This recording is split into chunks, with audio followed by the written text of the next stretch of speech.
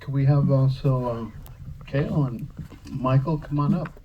Michael? Come on, Michael. Gonzalez, yeah. Come on up. Come on up, Kale. Give these guys a hand. They really helped us out with the music. Wow. Come on.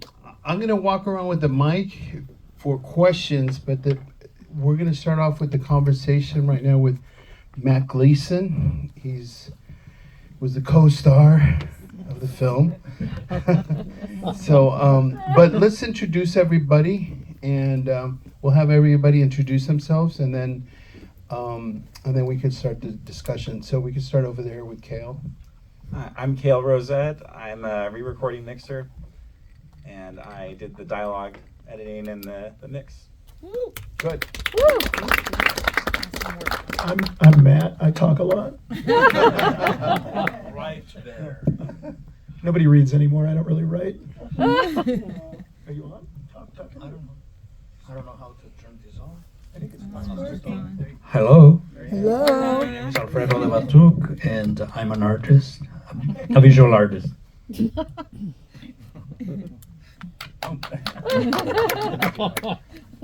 My name is Michael Gonzalez. I did the music. I started on the mix, but you saved my life. Thank you. Actually, we could tell Michael was in the middle of several operations. During this whole process, I had both knees replaced. So I was in and out of like oxycodone, kind of. If the music got a little dreamy, that's probably why. Yeah. So, thank you guys. Who are you? Oh, I'm Alfredo's friend. his invited guest. I'm the director, producer of the film, so I'm very happy to bring this collaboration together. It was amazing to be able to interview Mat Gleason. He really brings a lot to the film and art knowledge. I figured out it was 8 years ago that you filmed that. Was it 8 The years? segments of me in there, yeah. Wow. It was March of 2018. It was St. Patrick's Day. I wear that green Sergeant Pepper shirt every St. Patrick's. That's my ritual. And Matt had his gallery. Yeah, that was a gallery was still open, but that was in 20. I figured out it was March 2018. It was in Chinatown, and so it's been 8 years ago. So the film, it was a long process. It was a long process of bringing the team together, working with the art, and try to also animate some of the art. So at first I thought Alfredo was just gonna maybe object to it because artists don't want their art to be manipulated or worked on, but he had an open heart and open mind to it, and so we were able to animate some of those pieces. So all that took a lot of time as well. But at this time, Matt, do you want to sort of talk a little bit about the film in general, and then we'll I just saw it for the first time. You invited me to some screenings. I just wasn't able to coordinate it. Job well done. Hats off to you. It was a fantastic overview. When exactly were you diagnosed? At the end of 2005. 2005. Yeah, wow. after Christmas of 2005. Okay. In between the holidays. 2005. So that was 3 years ago. And It was 20 years ago this past December. Wow. Mm-hmm. And when did you regain the ability to draw in some capacity? There's not a specific time because very little by little I was beginning to do some things. When did you make your first I have completed a drawing, like I can put this in the canon of everything I've made? I don't know. A few years later? I don't know. I would have to go and check my sketchbooks. but probably I was doing, as soon as I get a pen or pencil, I start doodling on the back of envelopes or some paper, whatever, on the margins of magazines or. So I don't know exactly when. It was not like all of a sudden I did a full-blown drawing. Mhm. Well, we took the train here, and the station on Vine across from the Pantages, the public artist was Magoo. Yes. And I just thought it was, I'm going to talk about Alfredo, and there's this Magoo station. So, but it did make me think of there's like a lineage relative to whether you want to call it Chicano art, Latino art, or 20th century art, 21st century art. I mean, you're an artist in many milieus. Do you have a definite way of defining you? Like do you say I'm an artist and you want to leave it at that? Do you have any descriptive adjective? Define myself as an artist? Like for example, Magoo was a person who say, I am a Chicano artist. There was no differentiation.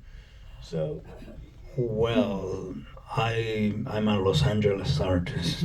Okay. For sure. That's for sure. Toulouse-Lautrec was in Paris, and you're in Los Angeles. I am in Los Angeles. And I have lived in Los Angeles since 1975.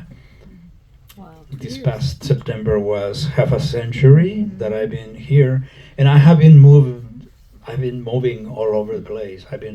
But never I have lived outside the city of Los Angeles. Even the city boundaries, like some people can move to Glendale or something, and I live in LA, but they don't live in LA. Or South Pasadena, or Monterey Park, or Vernon. I live Vernon adjacent. On the other side. So you've never left the actual the city boundaries. No, and I was checking my moving history, and on average, I have moved every 4.5 years. I have a nomad within the city of Los Angeles. Who's your city council person? Do you know your city council? You have a list of who you voted for city council? Well, there have been a number.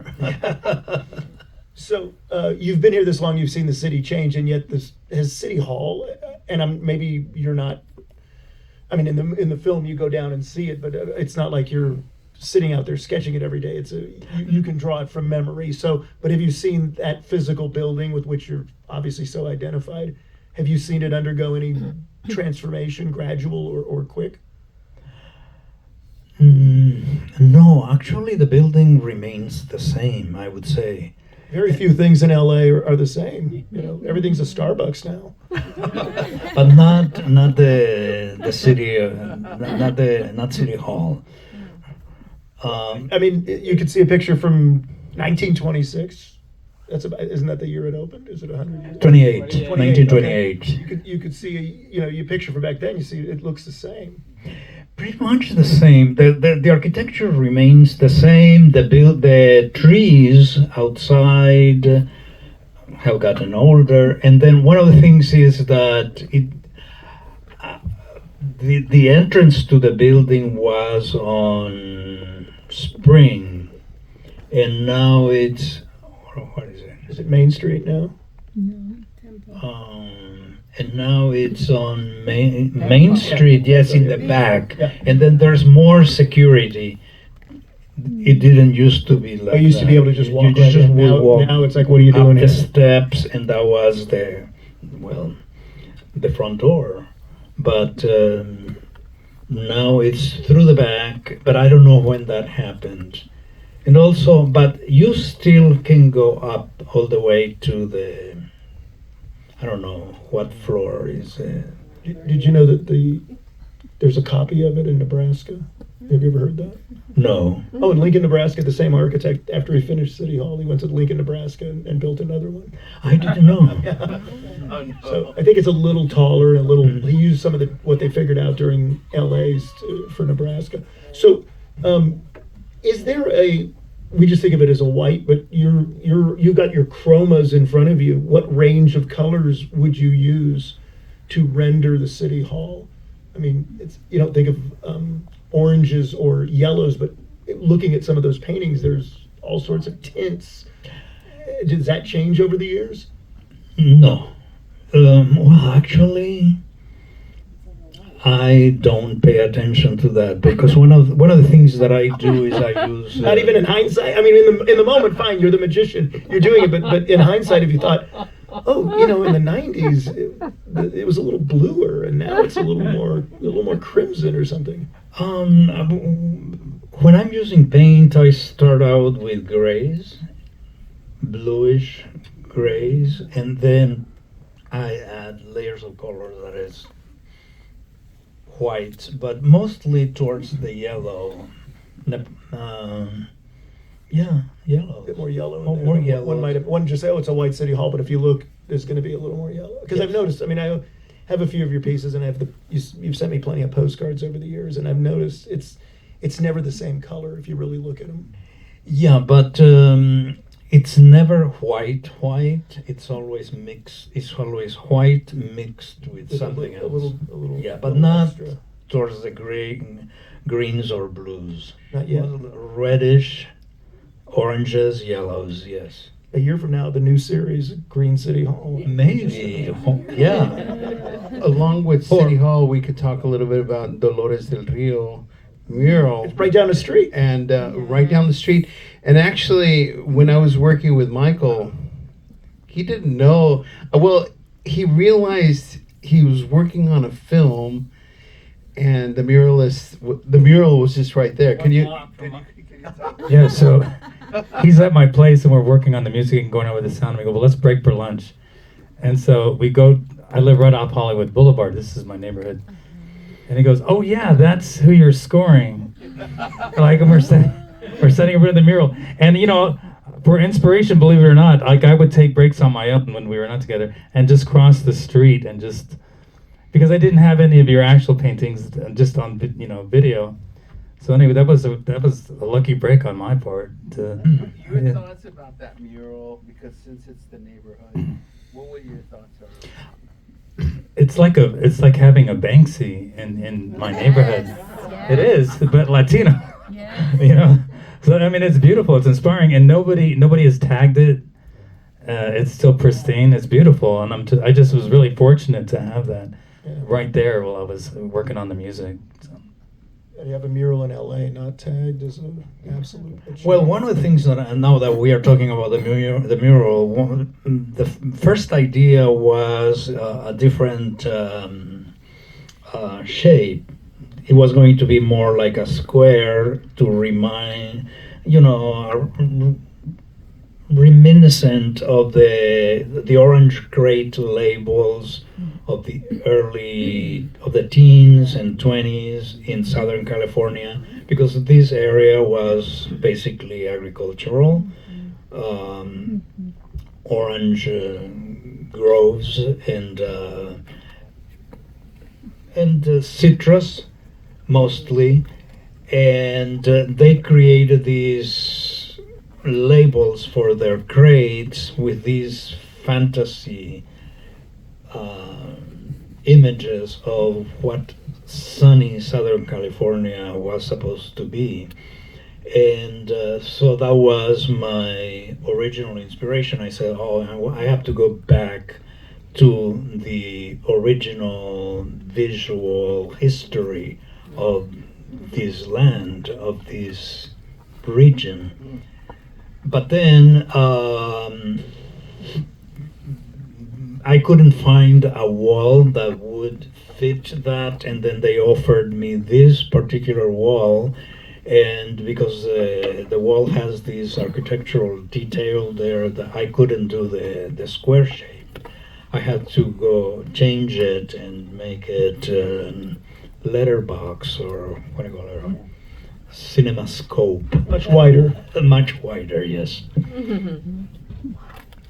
And when are you mixing music? You were taking Michael's music? Yes. Yeah, could you guys explain a little bit? Actually, you know, Michael was being sort of Incapacitated. I don't know. I'm like, oh my god, we need to work on the sound. And I met Kale during Thanksgiving because Alfredo invited me. Hey, let's go to Thanksgiving. And we had a wonderful Thanksgiving. And Kale introduced, and he works with sound. And so I thought, Kale, come on board. Yeah, I remember, and you said, "Oh, you work with sound. Like, I'm working on a documentary. You've got to help me," because it was basically finished at that point. But the one problem that really stood out was just that there were issues with some of the recordings, and it was hard to watch the movie because of that. Some of the voices had like strange ringing noises over them, and there was a lot of problems with it.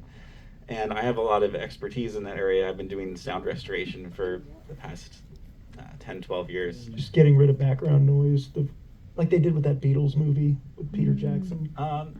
Kind of. That's kind of like a new AI process. I think they did a lot of interesting stuff with that. But there is some new technology though that I was able to use that didn't exist even a couple years ago. To restore some of the voices. Good, it was this Thanksgiving and not 5 years ago. Yeah, 5 years ago. I mean, I could have helped it 5 years ago, but I think it was fortuitous that I had some new software to use. There is a particular scene where I didn't know what to do. There's a fan going on in the background, right? And it was really loud. And just Margaret Garcia's studio. She's sitting next to a fan.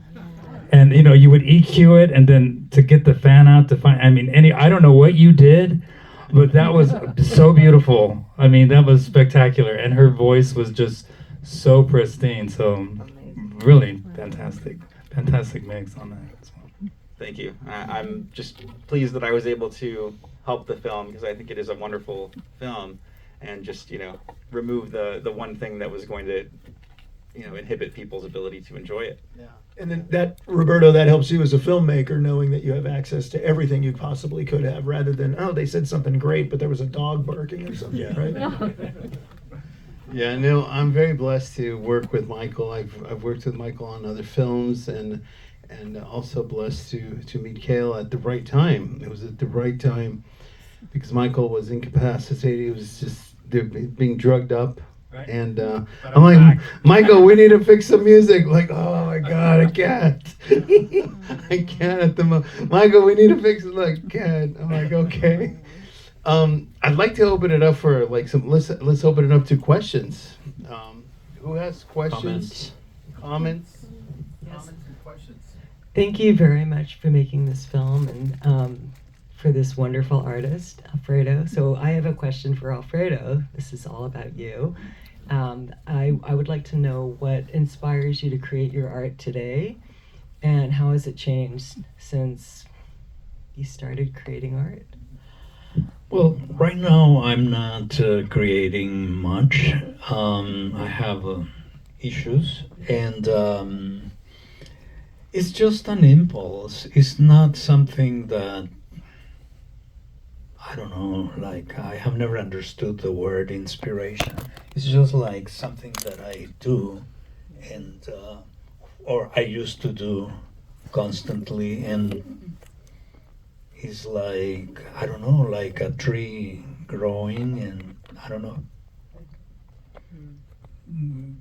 making branches and leaves. So I just do it.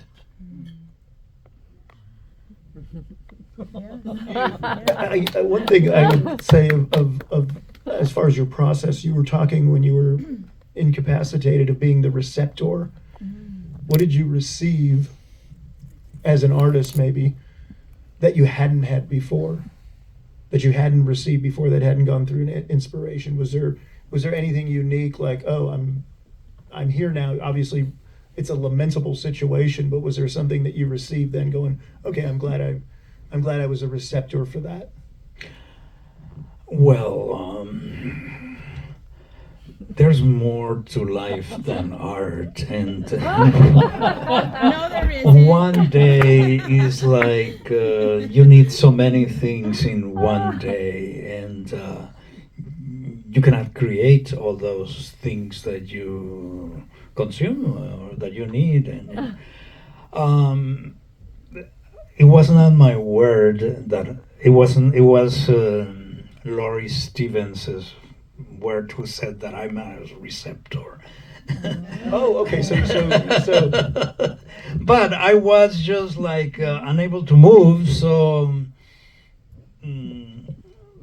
You're a sponge. You just pull it in, regardless.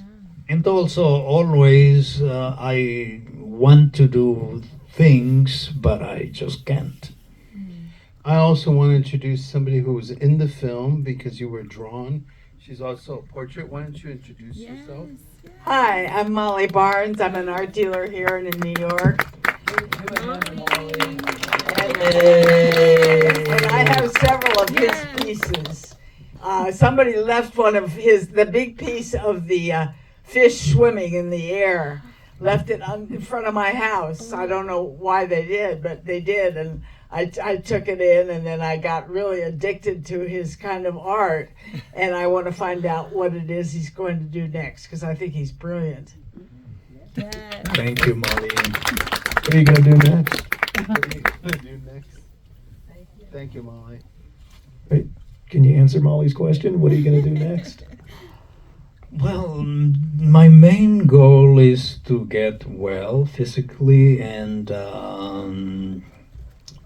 start doing something.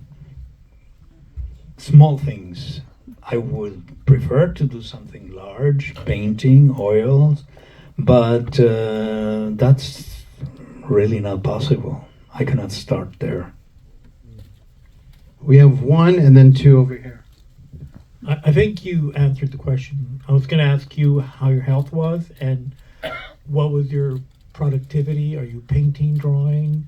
And if you get back, are you painting or drawing? Are we doing works on paper or what are we doing? No, I would love to paint, to use oil, but the logistics are impossible. I live in a very, very small place. It's impossible to paint. So I need to do some drawing and small drawings. And I owe Mat Gleason. Mat Gleason included me in an upcoming show. You are invited to attend. When is it opening? Oh, Saturday, May 23rd. It's a lot of artists painting their favorite book. Yeah. Oh, yes. All right. Well, I'm not painting my favorite book. I am painting a little. It's gonna be a gouache. It is a gouache. Okay. Inspired or taken as a point of departure the Don Quixote de la Mancha. Cervantes. Yeah. Wow. Looking forward to that. We have another question over here. This is a comment which explains to me why Alfredo's work is so above so many other artists. A while back, Matt, you told me a lot of artists paint Frida Kahlo, but in the future, in museums, Alfredo's work will be hanging next to a Frida Kahlo. I truly believe that. Truly believe that. Thank you, Matt. I think basically your art has it hits on a caliber that could last. Taste comes, taste goes. People's version of art history changes, but your work has an imagination that is interesting to a human curiosity that I could see going throughout the ages, regardless of the changes in fashion or civil liberties or political stances over large swatches of time. Excellent. We have another question over here. Actually, I just wanted to say how much I appreciate your filmmaking, Roberto. Oh, bravo. Because you managed to capture the spirit of the artist in this film. It was just the most unpretentious film I have ever seen. Yes. And it really made, I had no awareness that I'm watching a film. And also, Michael, the music, just I didn't even notice it. I had to, in the middle, I go, oh, wait a second, let me listen to the, So to me, that is like a woman who wears the right dress, where you don't notice the dress, but you notice the person, and so, yeah, thank you for this experience. It makes me feel inspired to be back in LA for a moment. Oh, wow. Michael, can you talk a little bit about your process in making the music for the film? Can you? Okay. Well, first, sorry, this is Todd. First, I asked for a direction from Roberto and the editor to put me in a space like, where do you want to go with, because your options are endless. And because the first shot was in Boyle Heights, and right there by Mariachi Plaza, I thought that was my signal to go with acoustic guitars and specifically Mexican rhythms, huapango, or just not do that strict mariachi kind of music, but be inspired by the rhythms of those rhythm guitars, and then add some electronic elements and try to be melodic, but not too melodic, I didn't want to interfere, but and to also to make it harmonically, I don't know what the word, tasty, I don't know. But delicious harmonically, but that was my approach. So. Wow. Thank you. Over here. We have questions over here. Let me pass the microphone this way. Sorry. Thank you so much. This is Blanca Tapia here. Congratulations to the director and of course to Alfredo and everybody involved. How can we, admirers of art, of course I know very little and I'm learning through you and through all this, how can we support you? How can we, as spectators, how can we support your work? Not only the film, but also Alfredo's work and every single artist that, how, Buy art. Please tell us. Buy art. That's the number one way to support. Long ago, there was a guy, he owned a gallery in LA and he closed it after 2 years. And he said, he had lost whatever, let's say $30,000. He said, I gave 30 solo shows to artists. I could have just bought 30 $1,000 paintings that would have helped them, and I'd have an amazing art collection right now. So I always felt like, some people might go to the extreme when just, the job of the artist is to make the object and the job of the public is to consume. Some people just consume and look at it, but if you support an artist by purchasing the art, it's you're always with them. Where can we find Alfredo's art? Where is your art these days? Well, I haven't done any much work in 20 years, so it's someplace. People have it. There are some in public collections. So, and I have a lot of work that probably it's already damaged that I have in storage. So. Artists are so good at selling their art. Look at that. That was a master class. That was a master class in self-sabotage. Well, I need to get a dealer. That's it. You all got your MFA and here's Molly. Yeah. Molly had a show of your art it was about a year ago. 2 years ago. July 7th. Yes. July will be 2 years that you had a show at Molly's place in Beverly Hills. And do you still have some of his art for sale? That's Mom. There you go. There you go. That answers my question. Yes.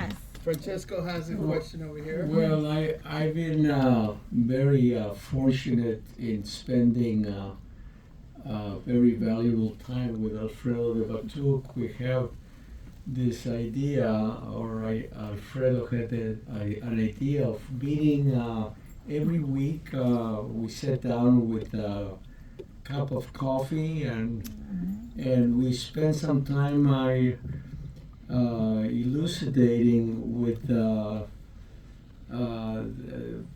ideas of where we come from My family comes from Sonora and the northern part of Mexico, so we reminisce on so many things. And I would say that this film is actually a beautiful film. I do gotta say I was very taken by the film, and also in elnopalpress.com there are some pieces of Alfredo de Batuc which are available, and there's an annex gallery, and I show the paintings of Alfredo de Batuc. And in the very near future, we're going to be publishing one of his works at El Nopal Press. Awesome. But I'm very much taken by the film. It was really great. Congratulations to the director and everybody that was involved in the film. Thank you, Alfredo. Oh, thank you, Francesco. Well, Alfredo, I am very happy for you. I love the film. I loved everything about it. It was like a 10-minute thing for me. Yes. Just to let you know. Yeah. And also, what resonated in me, highly resonated, is as a poet, I have written on your work, and it is very poetic. Every piece seems to have a story for me. It does inspire me, and that for me is pretty big. Thank you. Thank you. Thank you. I do want to comment on that. When I first started the film, we were in his studio, and I had one of my ex-students work with me, and I said, Alfredo, we're going to interview you. What for? Just focus on my artwork. Just do the art. I said, Alfredo, people want to know who's behind this artwork. But initially, he had a really hard time being on front of the camera. He didn't want to be. He just wanted to focus on the art and work. And eventually, it just took us over time where we could interview him. We could ask him questions. So it took a little while, but at first he's just on the art. And I felt like it's just going to be a hard film if we just focus on art. It's just, we got to know who you are, Alfredo. Yes. More questions. Well, I have a question about, what about all those things that are on the backs of envelopes and napkins and because people, I always think of art as big paintings, but I love small stuff. Is that possibly anywhere on sale? Any of those things? Those notebooks that are full of, I mean, just what they were showing us was incredible. Yeah. And is there a book that has all the images in there? Because I'm a poet too, and I could take any one of those paintings and write a poem just inspired by the feeling that comes from the paintings. So that's my question. I think you need to have a party at your house or do you have a storage locker somewhere? And we could all go there with some wine and cheese. Well, I need to think of the logistics of how to display those little things.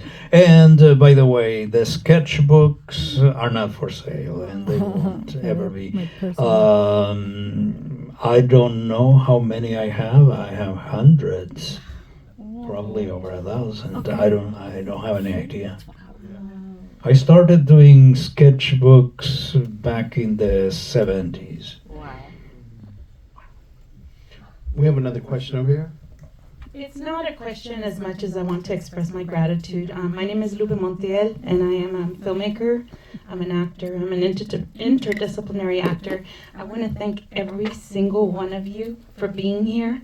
Roberto Oregel, you make magic. I absolutely love this film, and I've seen a lot of films, but oh my God, with the way that you captured it was really, I love it. Michael Gonzalez, I know about you, and we are friends on Facebook for many, many years. And I know that you're a pianist also at the Roosevelt Hotel. And I have to say that I haven't seen you there yet, but I know that I will be there now. I am so motivated, and I will be there. Alfredo, you violated some rights because I have accused you of painting my lips. Ya lo sabes. Those are my cherry ice cream lips that you've been painting for years. So anyways, long story short, Alfredo and I have been friends now for several years, and I love him and I respect him, and I feel so honored to call him my friend. He is a gem, he is a joy, and I love being around him ever since. Everywhere where I run into him, at every gallery, even Molly Barnes' gallery, I've been there as well. Molly, thank you so much. That experience at your gallery was such a gift. Mat Gleason, I absolutely love your work, and I admire you as an intellectual. You inspire me every day through your challenges. All of you are a gift to me and my life, and I can't tell you how honored I am to be among all of you.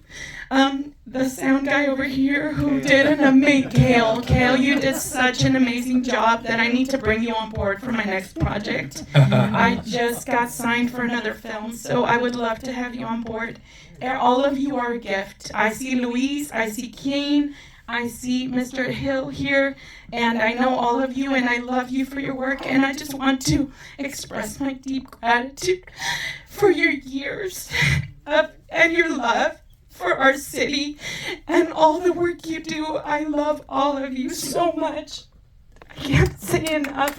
Benji Tapia, Francesco Siqueiros, I know who you are too. I know, and I love all of you so much. Thank you for being a gift to our city. Thank you. Thank you, Lupe. Thank you. There's, Yeah, he's got a question here. one right here. I'm gonna work my. I do have questions. Great film. My two questions are, Alfredo, you said you weren't a success, so I wonder what success means to you. Like exactly what would be a successful artist in this time? And for Roberto, what was your inspiration for doing a film on Alfredo? Did you see his art? Did you meet him? What was it about his art that inspired you to make this film? Alfredo, go ahead. Well, successful would be an artist that is acclaimed and that has gallery representation, and that a lot of collectors buy his work. Not my case. Matt, could you also chime in on that? Well, I think there's different levels of success. Some artists who do get gallery representation, who do get collectors, suddenly have a pressure to make the same work that sold last time. And you have an absolute freedom. You're blessed with the absolute freedom to, when you wake up, you're going to make the art you want to make. You have no pressure of somebody saying, no more city halls. We need more moons. Okay, the moon sold last time. We didn't sell any city halls. Get rid of the city hall. Nobody's doing that, and it sounds like a cliche, or it's funny, but I've met a lot of frustrated artists over the years who've had that LA Times review, that art forum review, that the sales of the work and the pressure to repeat that, and it translates to all the creative mediums. You actors get typecast. Some bands make the same album over and over and over again, looking to maintain a mild success. I think creatively you have few peers as far as the successful pictures you've made. The fact that they haven't been received by the marketplace in the most appreciative manner, I think, is more the long arc of history is in your favor. Thank you. Well, another way that I define success, but for myself, is when I finish a piece and it fulfills my idea of what I wanted. whether other people like it or not, because I have standards, and it's about the composition and the application of paint and the combination of colors, all those things. And when they come together to my satisfaction, to this vague idea that I had in my head, then I consider that particular effort successful. It would be nice to have the sales and accolades from larger art audience or larger general population audience, but the fact that you're cognizant of your talent is liberated, it's constantly manifesting, that alone, that you're really aware of that. You're a pretty self-aware guy, so you know that is his own level of success that frankly in this biz few artists really meet that consistently. So you're a success. We have more questions, but I do, before we take on MB's question, I do want to sort of follow up on that question that you said about why Alfredo. My first documentary on an artist was on Gronk.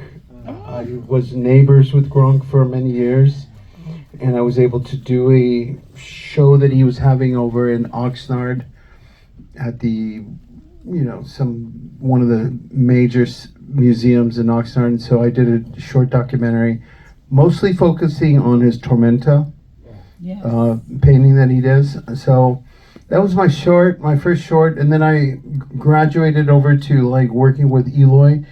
He did the Pope on Broadway, which was the Eloy Torres is the name. The Anthony Quinn mural, Eloy Torres, and that was a 30-minute film. And then, right as soon as I was done with Eloy, I decided, I want to try to do a series of shorts and focusing on all artists and do 10 artists, 10 stories. And the first story was Alfredo. And man, that took me too many years. He's the 1 out of 10, so I still have 9 more artists to go. Oh my God. I think he really tested my patience on everything, So, but it's been a pleasure working with MB. You have a question? Comment. This is kind of a return visit from me because I had the great honor as the representative of the June Wayne Estate, who founded Tamarind Lithography Workshop, to have Alfredo and Roberto come out to the Fullerton, which was quite a trek. I don't think Alberto was feeling that great, but he did the full tour of the museum, and we were extremely appreciative. And I invite you, Alberto and Roberto, the new David Geffen Galleries has 5 pieces at the entry as part of the water theme exhibit of June Wayne. I do have a question for you, though. When June Wayne, and Molly Barnes may sort of resonate to this a little bit, when June Wayne was opening Tamarind Lithography Workshop, which was the first workshop in LA to recognize printmaking, and really the most important artists of our time were there. When she opened, she had the choice of where to open Tamarind Lithography Workshop. We just had David Hockney, and you name the artist of the time. Why would she open it in LA? Well, she was offered the chance to open it in New York, and she was also from Chicago. You might be amused to hear her response.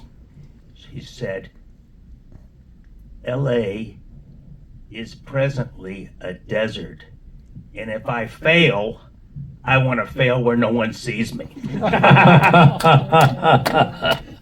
You came to LA, as I understand it, in 1965. 75.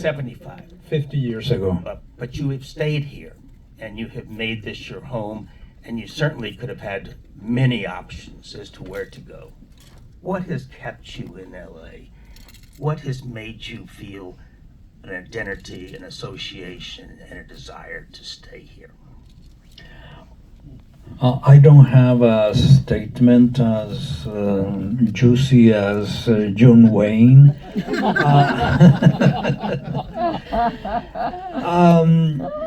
One of the things about Los Angeles when I first came here, it was like, it was unwelcoming. I would go places like Wilshire Boulevard, and yes, there's a lot of traffic, but there is no pull. Like, I would be attracted to stay here. But little by little, I started to feel rooted here. And it's, for me, it's very hard to explain why, but I started to go, I guess, to go beyond the surface and find the human connections. But also the other thing was that, there were already art institutions here that were very valuable, and many experimental spaces opened, and plus the commercial galleries. So it has always been in constant flux. That's for sure. We have a couple more questions and we'll start wrapping it up. I just want to say I did not know what I was going to see here tonight. I'm not an art historian or an art, I'm not knowledgeable in fine art. I'm in film, and I don't know why you chose to animate them, and I can imagine a number of cases where that would really fail miserably. And I don't know why. I understand what you said about your music. I kind of subconsciously understood the cultural affinity, but it wasn't so heavy that I felt it stereotyped it. And so the art and his story, an artist who can't suddenly draw, the whole thing was just like almost a fairy tale despite being grounded in very strong reality. And I just think this film is something young people should see because it is so culturally important without preaching it. You kind of experience it, and I'm just stunned by it. And I was not expecting that at all. I had no idea. It could have been a science fiction film for all I knew. But it's very nice that this is like kismet that you all got involved with this, because so many movies don't work because one or another of the collaborators are on a different plane. But somehow you guys all got together to tell this story of this man and this artist, and it's a singular piece of work that's universal, and that's like the most impossible thing to achieve. So congratulations. Oh, wonderful. So we're any other final questions over here? I have a question. Question, yes. Or comment. So my question is, the preservation of your work. I know you for over 20 years. And seeing this documentary, I feel of my life in the city, and the sensation that, eventually we're going to be gone and the city will continue here. And I feel this documentary is a great step to preserving the presence of Alfredo here. But I also understand, Alfredo, that some of your paintings ended up with private collectors and things may have disappeared. So when you say you don't want to sell your sketches, I'm thinking it may be a lot for you to think about, but what can Mat Gleason do? Not just to curate a show for you, but also to preserve whatever is Talked left. about doing a show. I know, we're going to do it. We're going to do it. Give me some time. 99 views of City Hall. In July of 2 years ago, we were at Molly's, and the idea was 99 City Hall paintings, Yes. drawings, prints, Yeah. and I have a space for you now. Okay, so we're going to do the We're show. gonna do that. We're going to do the show. What do we do? Yeah, we want to see and that's a it. way to contact collectors.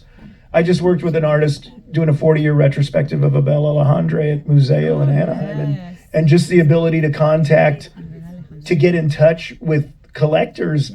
And one of them, he was like, "Oh, I'm glad the show wasn't a 50-year retrospective, because those two they're not going to be around." I mean, you could see as people age, like what's going to happen to the work. It does start to. So this could be a good excuse for you to touch base with people and say, "Hey, 99 City Halls, the one you own is my favorite." And then the next call you make, 99 City Halls, the one you own is my favorite. So this is the opposite of self-sabotage. Yeah. So we're gonna do our final sort of comments from everybody. We'll start with Kale. Kale, final comments. Oh man, I had no idea I was going to be up here tonight. I apologize for how underdressed I am, but just want to say that it's been an honor, and I'm thrilled that I was able to step into this project and be some small part of it.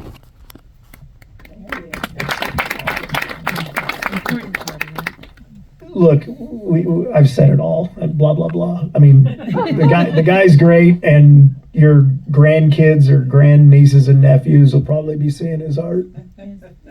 Well, I want to thank you all for having come on a Monday, and I thank all the people that that participated in the making of this movie, especially the creator, the filmmaker Roberto Oregel, who was able to gather all these collaborators. And it's an enormous amount of people, great number of people. I had worked with Robert before on a documentary back the 2000s or 90s, about Noam Chomsky. And that was really thrilling, but it was a distant. I never met Noam.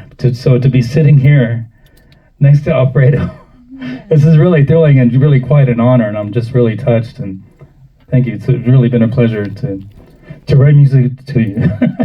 So thank you for having me. Well, to tell you the truth, I was very nervous about making this movie because, Fredo's very particular, and I'm like, he's going to hate my film. I know he's going to... Not particular. He's going to, just fire me from making this movie. But after our first screening over at Cal State San Bernardino, and I asked him, I said, well, what'd you think of the film? And all he could say is, it was an amazing essay. He said, it's a great film essay, and he gave it a thumbs up, and I thought, okay, I did well. I passed the test here. I think he gave me approval ratings. So I was just, I was happy that he's happy with the way his art is represented and his slice of life that we talk about in his film is well represented. And so I'm really happy that I was able to capture those moments and stuff like that. Thank you. Thank you. Thank you, Oregel. Thanks, everybody. Thank you, everybody. Thank you.